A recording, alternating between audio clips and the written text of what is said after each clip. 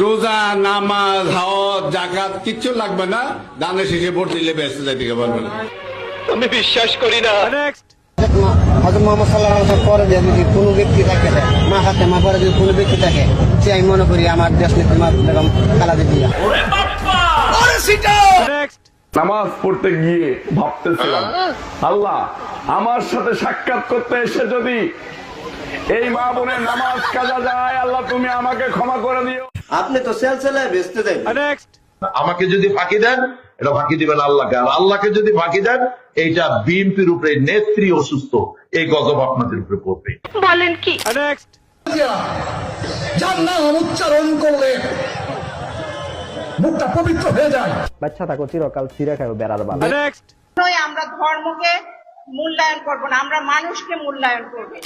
সংগ্রামী ভাই ও বোনেরা, একটি কথা বলতে চাই যে শরীরের জন্য তামাক বড়ই ক্ষতিকর, আর ধর্মের জন্য ইসলাম বড়ই ক্ষতিকর।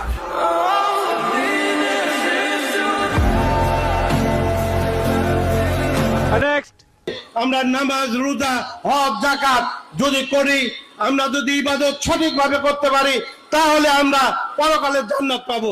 আমরা ধানের শীষে ভোট দিলে আমরা জান্নাত পাবো, এটা আমরা বলতে পারি। আদর্শবান দল ধানের শীষের দল। আমরা যদি আমাদের যে অধিকার, আমাদের যে আমানত, যদি আমরা মিন্টু সাহেবকে যদি ভোট না দিই, তাহলে আমরা কি আমরা গুনাহগার হব? কি বলবো, কেন গুনাহগার হব? কারণ উনি গত জীবনে আমাদের এলাকার জন্য অনেক কিছু করেছেন, উনি কিছু নেন নাই, এখন উনাকে যাওয়ার পালা আমাদের।